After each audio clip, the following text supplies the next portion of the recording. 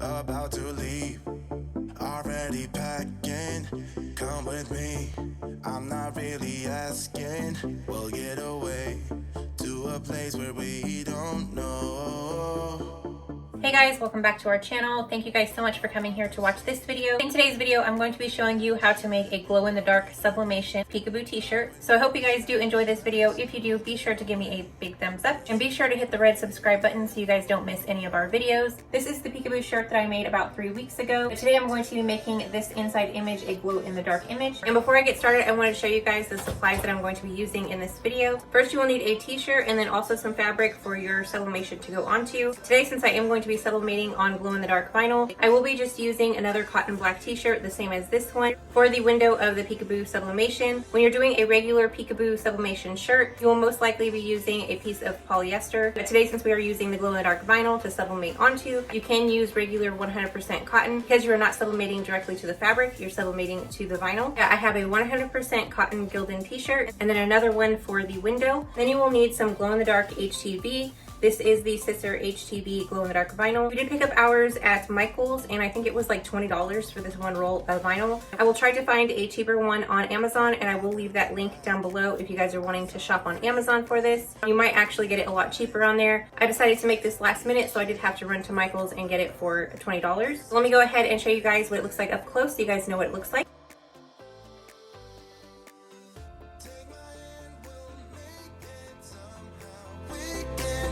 And next you will need your sublimation print. This is printed on a 13x19 A-sub sublimation paper. I will have this paper linked down below also if you guys are looking for some 13x19 paper. Last peekaboo shirt that I made, I did use an 8.5x11. Today, since I'm not using the Cricut, I did want to try a 13x19. I wanted to make this video for beginners, so if you don't have a Cricut or a cutting machine, this is very simple for you to cut with scissors, cut by hand, just in case you don't have a cutting machine. And this right here is a rectangle image, so I will be able to easily cut around the image. Super simple and easy to cut this out by hand. Also, the HTV will be easy to cut out. First thing I'm going to do is cut out this image and then use it as my stencil to cut out the glow-in-the-dark HTV. And then you're also going to need some heat and bond tape. You can pick this up at Walmart. This one is the Heat and Bond Soft Stretch Fusible Web Adhesive, and it is the Ultra Strong. I think it was like $3 or $4. I'm not really sure. I can't remember the price, but it wasn't that expensive. There is quite a bit on this little roll. And like always, I will have some heat and bond tape also linked down below. I do make a small commission when you guys shop my links down below. Now I'm gonna go ahead and cut out the sublimation print, then cut out the vinyl, and then we will start cutting the t-shirt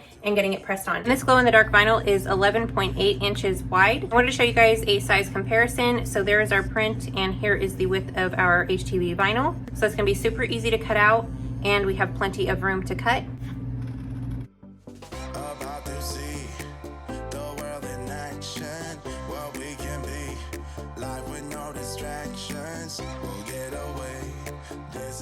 And now I'm gonna go ahead and cut our glow-in-the-dark vinyl.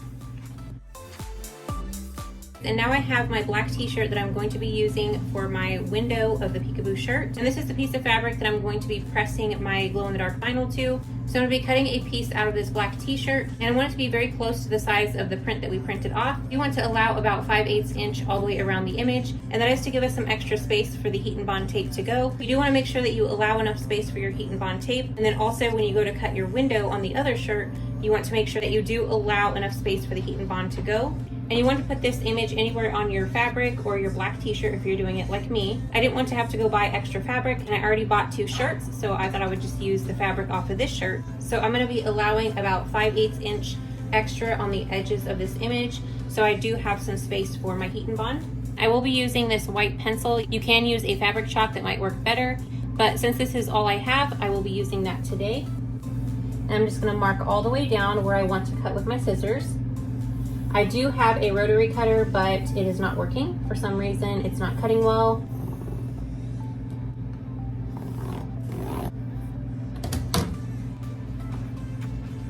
And now I'm just gonna cut that black square out.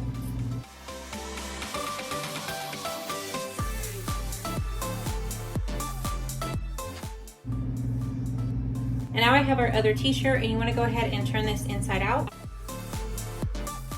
And now we want to go ahead and cut our window. We want to cut the slits. And when you go to measure your window, you do want to make sure that you're 3 to 4 fingers down from the collar, or you can do 3 to 4 inches down from the collar. I have it right now at 3 inches, and I think that is a perfect measurement. When you mark your shirt, you do want to make sure that you are using the image to make your marks and not the fabric. We did cut the fabric 5/8 inch wider than the image, so you want to make sure that you're measuring your window with the image, because if you measure it with the fabric, you have that gap of the black fabric, and you don't want to see that. And you also don't want that heat and bond to be coming through that window. Flip this back over,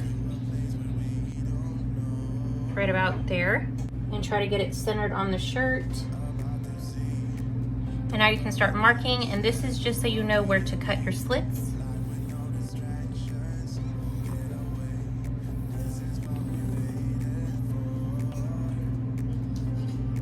Now I'm going to go ahead and fold the shirt in half so that I only have the front of the shirt. And you want to make sure to do this so that you don't cut through the back of the shirt. If you have a rotary cutter, you can actually put a cutting board inside of the shirt, cut straight through the front. I'm trying to show you guys this without the rotary cutter because my rotary cutter is not working today. Just fold your shirt like this so that you have half the square and half the square. And then we're going to take the scissors and we're going to cut our slits like this. Last time I made a shirt like this, I made the slits a little too close together and it was just too much sagging and stuff going on. So I'm going to be making them further apart. And they don't have to be perfect. You can see I didn't cut on the top line just because I want to make sure I have enough room for that heat and bond to go, and I don't want any of the black fabric to show. Eyes on the freeway, Bonnie and Clyde, a classic cliche, we're on the run, this is what we waited for. And now you can go ahead and unfold the shirt and see how well you did.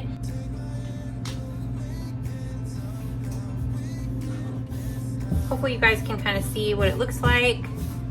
You can see that I didn't cut all the way to the edges, and that is just because I couldn't see to the other side. I wanted to make sure I didn't cut too close to that line because I don't want any of that showing through the peekaboo part. I am going to take my scissors and cut pretty close to that line.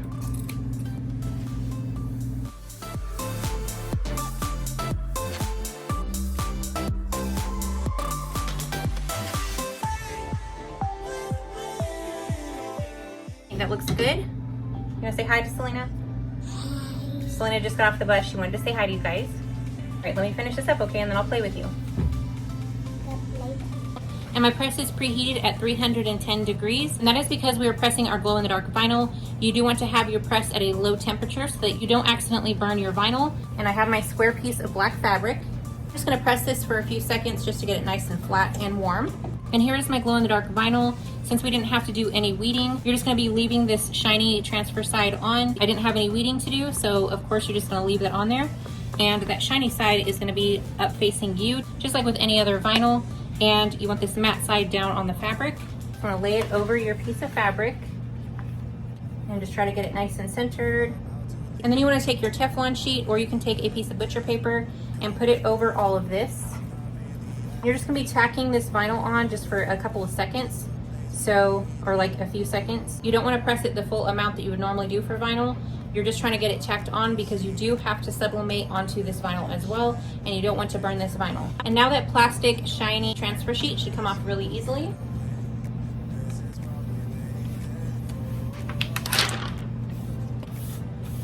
Looks like it has some bubbles and wrinkles in it.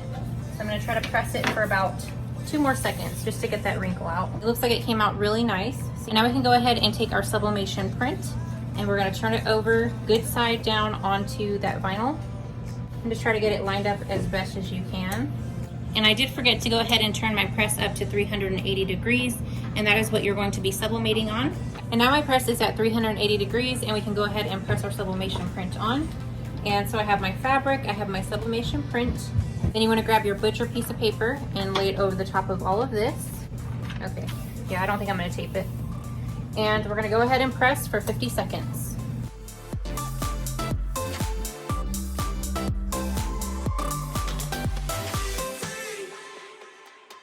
not looking back. Eyes on the freeway, Bonnie and Clyde. A classic cliche, we're on the run. This is what we waited for. And now I have my t-shirt here on the press, and you want to take a piece of butcher paper and put it inside of the shirt. So when you go to press on your heat and bond to hold this on, the inks don't go through these cracks and go into the middle of the shirt or to the back of the shirt. And it might make it easier to fold it in half to get it inside the shirt. Like that. I want to remind you that this shirt is inside out, and that is because your image is going to go down like this and be seen through those slits inside of the shirt. So yes, it is inside out still. Your piece of fabric that you sublimated onto is going to go face down onto those cracks or onto the slits. And you see that we have plenty of room for that heat and bond to go all the way around. And we're going to cut our heat and bond to the exact size of that square that we drew. And you don't want that heat and bond to overlap on the corners, so just make it exactly the size of that square. And on your heat and bond, you have a very rough sandy side, and then you have a matte side, and you want that rough sandy side to go down onto your fabric.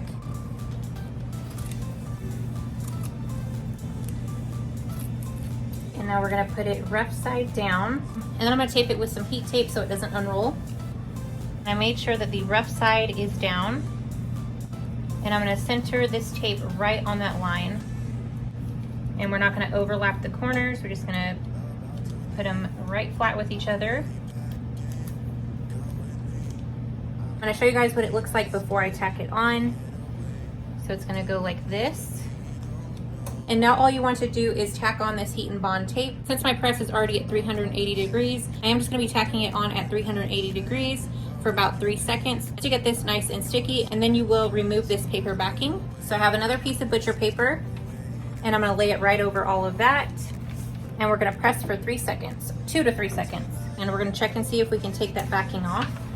You're basically removing that white backing, and you're gonna be left with a really sticky film.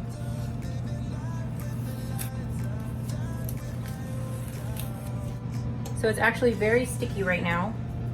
And I only pressed it for about 3 seconds to get it on there and then remove that white backing. Now we can go ahead and grab our piece of fabric that we sublimated. And like I said, I do have a piece of white butcher paper in between the layers of the front and back of the shirt to make sure that this sublimation print does not print onto the back of the shirt. So you want to take your fabric that you sublimated on, and you want to lay it on here and try to get it as centered as you can. All right guys, and I think we're ready to go ahead and press it on. Put this on there, and you want to press for about 10 seconds. When you go to check it, it might look like it's going to come off. You can press it again for a couple more seconds, but it will also harden as you let it sit and cool. So I'm probably just going to press it for a couple more seconds. After 10 minutes of cooling, I will show you guys what it looks like and how it turned out. And now it's only cooled for about 5 minutes. It's stuck on there very well. You cannot pull it off. It's nice and stuck and sturdy. And this part right here where there was a little bit extra of the tape hanging over, it's not sticky at all. So that won't be bothering the person that's wearing it. It won't be sticking to their body. All right guys, and I'm ready to go ahead and turn it inside out and show you guys what it came out like.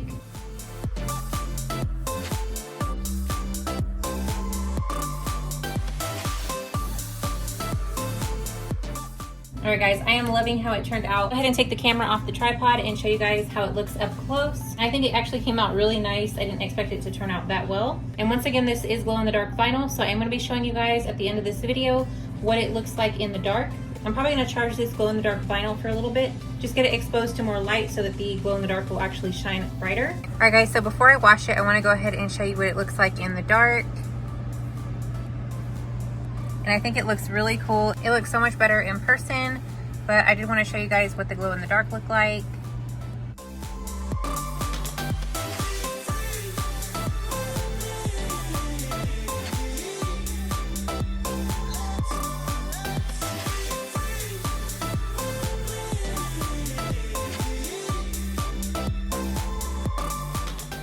And then I do want to go ahead and put it in the washer, wash it, dry it, and show you guys how these knot up and sag after washing. And it actually looks a lot better after you wash it and dry it. All right guys, and that is the end of today's video. I hope you guys did enjoy watching me make a glow-in-the-dark Peekaboo Sublimation t-shirt. It was actually pretty fun, and it turned out a lot better than I thought it would. Really happy with how it turned out. I am gonna go ahead and wash it and show you guys at the end of this video what it looks like after being washed. But yeah, if you did enjoy this video, be sure to give me a big thumbs up. And also, I would love if you guys would subscribe. But anyway, I hope you guys did enjoy. Thank you so much for watching. Let me go ahead and toss this in the washer and show you guys what it looks like after being washed. And I'll see you guys in the next one. Bye.